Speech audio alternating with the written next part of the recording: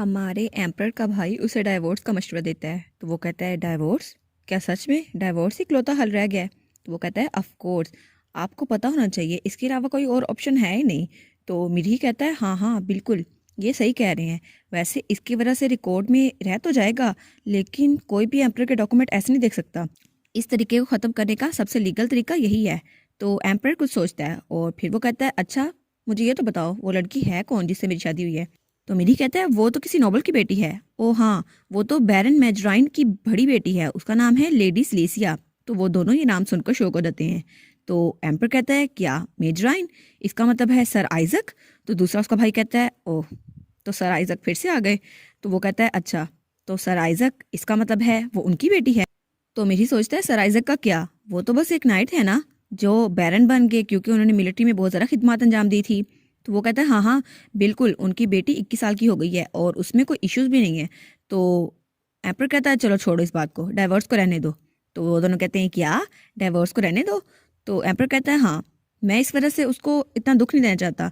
वैसे भी अगर उसको डाइवोर्स हो गया तो उसके बाद वो एक्स वाइफ बन जाएगी और 10 साल तक वो किसी शादी नहीं कर सकती। तो मेरी कहता है क्या एम्पर हिज मैजेस्टी वो किसी लड़की के बारे में परेशान हो रहे हैं?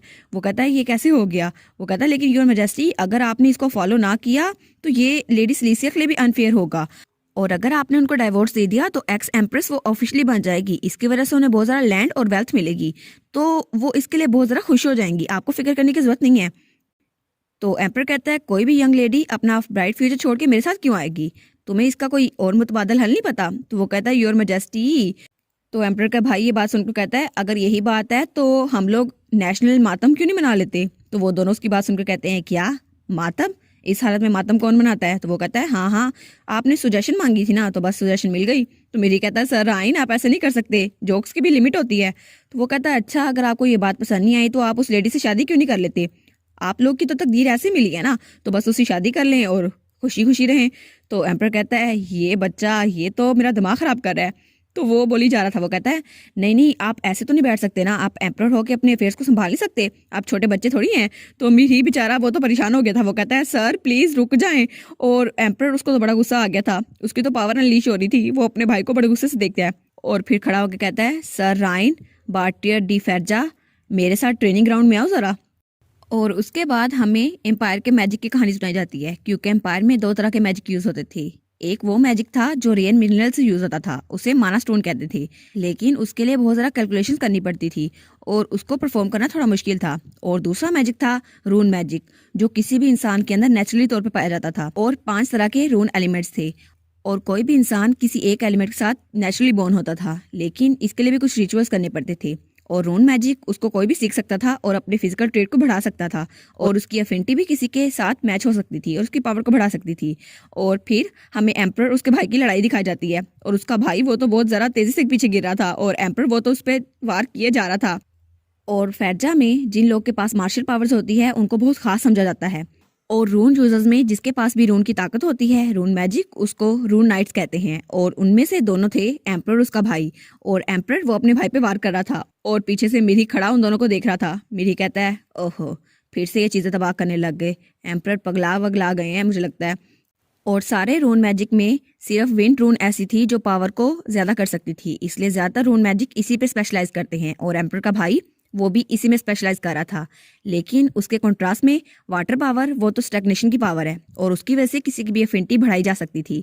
और उस वक्त एम्पर वो अपने भाई पर हमला करने के लिए तलवार ऊपर उठाता है और एम्पर का वार वो तो उसके भाई के बिल्कुल साथ जाके लगा था, उसका भाई भी डर गया था। तो वो कहता है भाई आप ये क्या कर रहे हैं और क्या आप मुझे मारना तो नहीं चाहते? आप अगर इस तरह से विंड रून को यूज करेंगे तो एम्पर उसकी बात पूरी नहीं होने देता और एक और वार करता है उस पर। और वो तो बिल्कुल डर जाता है, वो कहता है ये क्या आप इतनी पावर इस्तेमाल करें अपनी ट्रेनिंग स्पोर्ट में? तो वो कहता है अगर मुझे जिंदा रहना है तो मुझे डिस्टेंस बढ़ानी होगी, और वो जल्दी से पीछे होने लगता है। लेकिन तभी एम्पर उस पर एक और बार वार कर देता है और उसका पाँव वो तो बिल्कुल जमीन में धंस चुका था क्योंकि वहां पे वाटर रून यूज हुआ था। और एम्पर वो कहता है देखा तुमने ट्रेनिंग नहीं की थी ना, ये उसी का नतीजा है। तो वो पहले अपने पाँव की तरफ देखता है, फिर एम्पर की तरफ देखता है और कहता है भाई आप मेरे साथ ऐसा कैसे कर सकते हैं? और पीछे से मिरी उसने तो अपने सामने डॉक्यूमेंट्स कर लिए थे, वो कहता है इनका असर मुझ पे ना पड़े। और तब हमें बताया जाता है कि एम्पर वो 5 के 5 एलिमेंट्स को यूज कर सकता था और उसके पास पांचों के पांचों रून मैजिक थे और एम्पर इकलौता ऐसा था जो 5 डायनेस्टी पर हुकूमत करता था, इसलिए उसके पास सारी पावर्स थी। तो वो कहता है मुझे लगता है शायद मेरी गलती थी, मेरे छोटे भाई को मैं कुछ सिखा नहीं पाया। तो मेरी कहता है ये साइको ये अपने भाई को ऐसे कैसे टॉर्चर कर सकता है, और उसका भाई तो बहुत ज़्यादा थका हुआ था। वो कहता है मुझे लगता है मुझे माफ़ी मांग लेनी चाहिए, मुझे ये नहीं कहना चाहिए था। वो कहता है हाँ हाँ भाई बिल्कुल, आप बिल्कुल सही कह रहे हैं। तो वो कहता है अगर तुम्हें इतना ही बुरा लग रहा है तो तुम थोड़ी मेहनत क्यों नहीं कर लेते, और अगर मैं पीछे ना हटता तो तुम अब तक मर चुके होते। और वो तो बिल्कुल शिकस्त खा चुका था। तो वो कहता है सर राइन डी फेरजा। तो उसका भाई कहता है जी।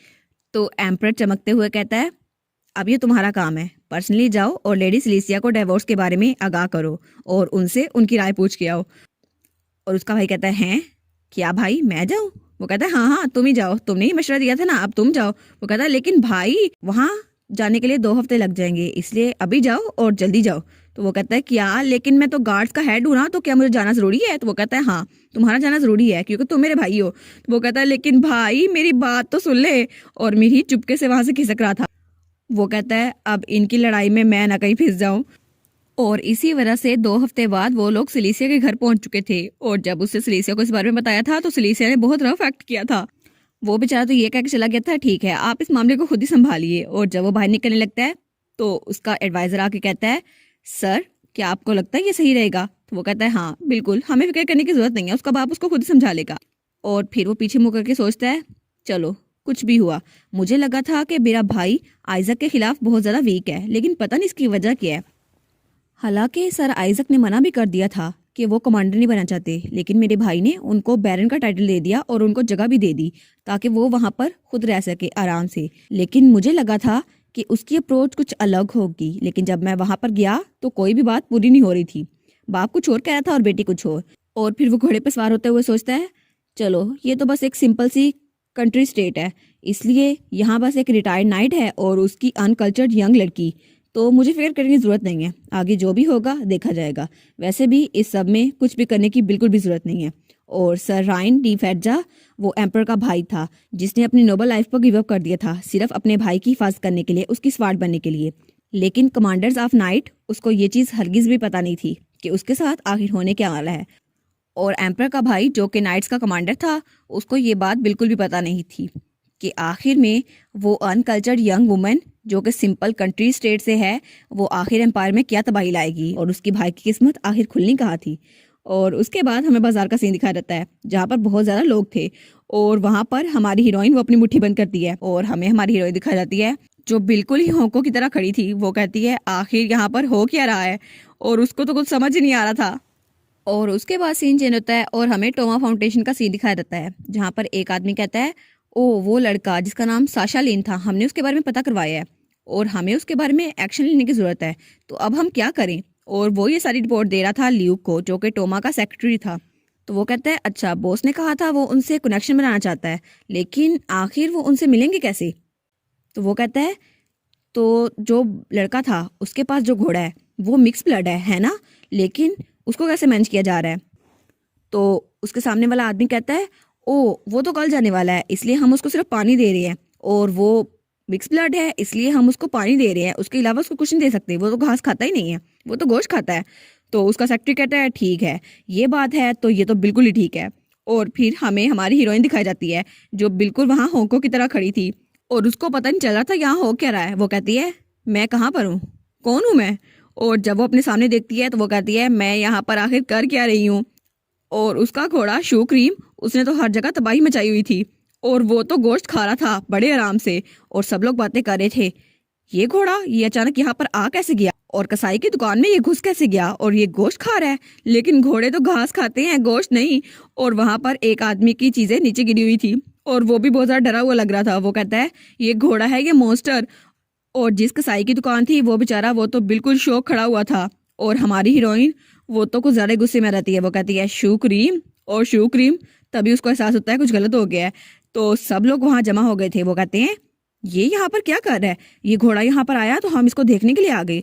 तो हमारी हीरोइन उसके पास आकर कहती है क्या तुम मुझे एक्सप्लेन कर सकते हो यहाँ पर तुम कर क्या रहे हो? और शू क्रीम बहुत ज्यादा डर जाता है। वो कहता है मास्टर मुझे लगता है कोई गलत फहमी हो गई है, मैं बस बहुत ज्यादा भूखा था और फिर मुझे पता नहीं चला क्या हो गया, ये मैंने इंटेंशनली नहीं किया। तो हमारी हीरोइन उसके मुंह से मीट का टुकड़ा खींच रही होती है। वो कहती है बस कर दो, कैसी मिसअंडरस्टैंडिंग, तुम मरना चाहते हो या मुझे मरवाना चाहते हो। और उसका घोड़ा उस मीट के टुकड़े को छोड़ नहीं रहा था। वो कहता है लेकिन इतनी सी कटसी नहीं है, मैं जो खा रहा हूँ मुझे खाने दें, आप इंसान हैं या नहीं। तो हमारी हीरोइन कहती है बस करो, अब इसको छोड़ भी दो। और जब वो खींचती है तो गोश्त का टुकड़ा उड़ता हुआ जाकर कसाई के मुंह पर गिरता है। और जब वो नीचे गिरता है तो वो था हांस, टोमा मीट का ओनर। वो बेचारा तो बिल्कुल ही शौक था। और वो हमारी हीरोइन को देखता है और हमारी हीरोइन उसको देखती है। और तब वहां पर टोमा का सेक्रेटरी आता है और बेचारा कसाई कहता है मेरा गोश्त ये तो सारा खराब हो गया। तो टोमा का सेक्रेटरी कहता है एक्सक्यूज मी, क्या आप इस घोड़े की ओनर हैं? तो हमारी हीरोइन कहती है ओ फंस गई मैं। और उसको तो ठंडे पसीने आ रहे थे। तो वो कहती है मैं तो बहुत बड़ी मुसीबत में फंस गई। और उसके थोड़ी देर बाद वो टोमा के ऑफिस में बैठी थी। वो कहती है मुझे माफ कीजिएगा, मेरा घोड़ा आमतौर पे ऐसी हरकतें नहीं करता, लेकिन आज पता नहीं इसको क्या हो गया, पागल हो गया था बिल्कुल। तो उसके सामने सेक्रेटरी बैठा था। वो कहता है ये इतना रिलैक्स कैसे हो सकता है, और ये तो मोटा शहर को छोड़ के जाने वाला था ना, लेकिन अब ये ऐसा कैसे हो गया। और वो कहता है बॉस ने कहा था ये लड़का ऑर्डिनरी नहीं है, और ये तो कितना ज्यादा नुकसान करवा के भी इतना कंपोज बैठा हुआ है और कितने आराम से चाय पी रहा है, मुझे लगता नहीं ये कोई आम इंसान है। और उसके पानी में तो हमने मेडिसिन डलवा दी थी ताकि वो घोड़ा काबू से बाहर हो जाए और गोश्त खाने के लिए शहर में निकल आए। ये तो हमने खुद करवाया था, लेकिन अब इस बारे में इसको तो नहीं बता सकती। तो हमारी हीरोइन कहती है अच्छा तो कंपनसेशन के बारे में क्या, आप उस जगह के ओनर है ना, मैं आपको कंपनसेशन दे देती हूँ। वो कहता है ओ वो जगह वो सारी तो टोमा इंडस्ट्री के अंदर आती है। तो हमारी हीरोइन कहती है क्या टोमा के अंदर? तो सेक्रेटरी कहता है हाँ ये बिल्डिंग ये तो टोमा होल्डिंग्स की हेडक्वार्टर है, आप जब यहाँ पर आई हैं तो आपको स्टेबल और शॉप में जो नुकसान हुआ है उसका अजाला करना होगा। तो वो कहता है इसलिए कंपनसेशन इशू हम यहाँ पे हैंडल करेंगे। तो हमारी हीरोइन कहती है ओ अच्छा मैंने टोमा के बारे में सुन रखा था। तो वो कहता है क्या इसने सुन रखा था फिर भी इतना रिलैक्स बैठा हुआ है। तो वो कहता है ओ वो हॉर्स, क्या उसने स्टेबल को भी खा लिया? और ये बात हमारी हीरोइन हंस के कहती है। तो वो कहता है नहीं नहीं, टोमा अगर इन्वॉल्व है लेकिन फिर भी ये इतना काम कैसे है, ये तो बहुत ज़्यादा मशकूक है, ये तो बहुत ही ज़्यादा मशकूक है। तो वहां से उठते हुए कहता है अच्छा अब कंपनसेशन बहुत ज़्यादा है तो इसके लिए हमारा बॉस खुद ही हैंडल करेगा, अब मैं जाता हूँ उनको बुलवा के लाता हूँ। तो हमारी हीरोइन कहती है ओ थैंक यू, आप उन्हें बुलवा लाएं। और उसके बाद वो भाई निकल चुका था। तो हमारी हीरोइन सोचती है पता नहीं कितनी ज़्यादा कीमत होगी, कितना नुकसान किया उसने। और तब वो आराम से चाय पीने लगती है, लेकिन तभी वहां उसे कोई बुलाता है, कहता है एक्सक्यूज मी कस्टमर। और हमारी हीरोइन उस तरफ देखती है और वहां पे खड़ा था टोमा। वो कहता है मैंने सुना था आपने हमारी कंपनी का डैमेज किया है, इसलिए मैं यहाँ आपसे मिलने आया हूँ। और वो तो हमारी हीरोइन को फूलों के दरमियान लग रहा था। तो हमारी हीरोइन कहती है ये आदमी, वो तो बहुत ज्यादा शौक हो जाती है। वो कहती है ये कितना ज्यादा खूबसूरत है, इसकी तो डार्क ब्लैक हेयर है और रेड आइज है, और इसने जो ड्रेस पहना हुआ है वो तो डार्क और ग्लूमी है। और तब उसके हाथ से तो चाय नीचे गिरने लगती है। वो कहती है ड्यूक, क्या आप नॉर्दर्न ड्यूक हैं? तो वो तो बहुत ज़्यादा शौक हो जाता है। वो कहता है ये लड़का, और फिर वो बड़ा गुस्से में रहता है। वो कहता है आखिर ये है कौन, इसको मेरे बारे में कैसे पता? और तब हमें बताया जाता है कि टोमा होल्डिंग का सीईओ टोमा र्यूकिन, उसकी असल पहचान थी क्या, वो एक जीनियस एंटरप्रेन्योर है जो कि गोल्डन हैंड के नाम से जाना जाता है, लेकिन किसी को भी नहीं पता उसका असल बैकग्राउंड क्या है। सब लोग यही समझते थे कि वो कोबनर बैकग्राउंड से रखता है, लेकिन बहुत कम लोग को पता है कि वो हाई रैंकिंग नोबल है और उसका असल नाम है। और तब हमें उसका असल नाम दिखाया जाता है जो कि था यूजीन विनर डी सर्वन।